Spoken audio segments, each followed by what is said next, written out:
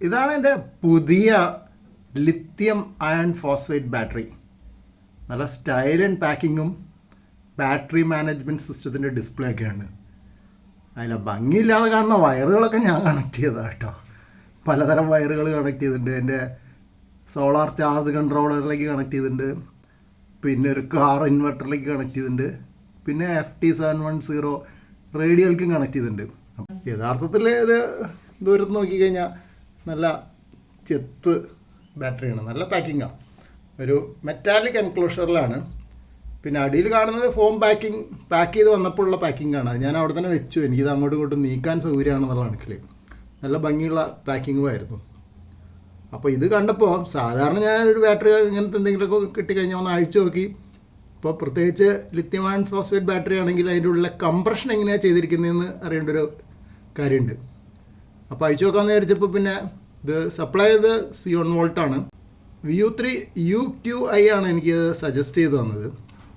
അപ്പോൾ ഞാൻ ഇത് സപ്ലൈ ചെയ്ത ആളെ വിളിച്ച് പറഞ്ഞു, വെറുതെ അത് അഴിച്ച് മോശമാക്കണ്ട, അതിൻ്റെ ഡീറ്റെയിൽസ് ഞാൻ തന്നെ അയച്ചു തരാം.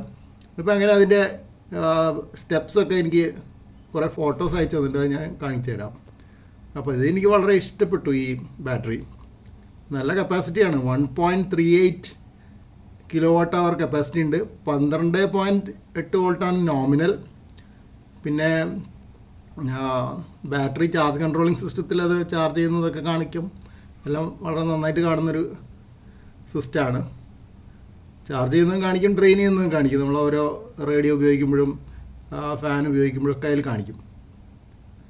അതാണ് ചാർജ് കൺട്രോളിങ് സിസ്റ്റം, അതായത് ബാറ്ററി മാനേജ്മെൻറ്റ് സിസ്റ്റം. ഇതാണ് ആ ബാറ്ററിക്ക് അകത്തുള്ള ഇൻഡിവിജ്വൽ സെല്ല്, 4 ഉള്ളത്. അപ്പോൾ ഒന്നിൻ്റെ വോൾട്ടേജ് 3.2 വോൾട്ടാണ് nominal voltage. Capacity 105 ampere hour. Positive ടെർമിനലിൻ്റെ ഒരു ക്ലോസപ്പ് വ്യൂ എടുത്തതാണ്. 4 സെല്ല് ഒരു കംപ്രഷൻ സിസ്റ്റത്തിൽ മെറ്റാലിക് കേസാണ് വെച്ച് ടൈറ്റാക്കിയിട്ടുള്ള അവസ്ഥയാണ്. കാരണം ഈ lithium ion phosphate battery compress ചെയ്തിട്ടില്ലെങ്കിൽ അത് എക്സ്പാൻഡ് ചെയ്യാൻ സാധ്യതയുണ്ടെന്നാണ് പറയണത്. അങ്ങനെ എക്സ്പാൻഡ് ചെയ്യുമ്പോൾ അതിൻ്റെ ലൈഫ് ടൈം കുറയും. അപ്പോൾ ലിത്യം അയൺ ഫോസ്ഫേറ്റ് ബാറ്ററിയെ പറ്റി പറയുന്നവരെല്ലാവരും അത് പ്രത്യേകം പറയാറുണ്ട്. ചിലർ അക്രിലിക് കേസ് ഉപയോഗിച്ചിട്ടാണ് കംപ്രസ് ചെയ്യാറ്. ഇത് മെറ്റാലിക് കേസാണ്, കുറച്ചുകൂടെ സ്റ്റേഡി ആയിരിക്കും, പക്ഷേ തൂക്കം കൂടും. സാധാരണ ലിത്യം അയൺ ഫോസ്ഫേറ്റ് ബാറ്ററിയുടെ വെയിറ്റ് വളരെ കുറവാണല്ലോ ലെഡ് ആസിഡ് ബാറ്ററി വെച്ച് കമ്പയർ ചെയ്ത് നോക്കുമ്പോൾ. പക്ഷേ മെറ്റാലിക് കേസ് വരുമ്പോൾ അതിന് കുറച്ച് വെയിറ്റ് കൂടുന്നുണ്ട്. ഇത് കംപ്രഷൻ സിസ്റ്റത്തിൻ്റെ ഒരു സൈഡ് വ്യൂ ആണ്. അത് അവിടെ വെച്ച് ടൈറ്റാക്കാനുള്ള ഒരു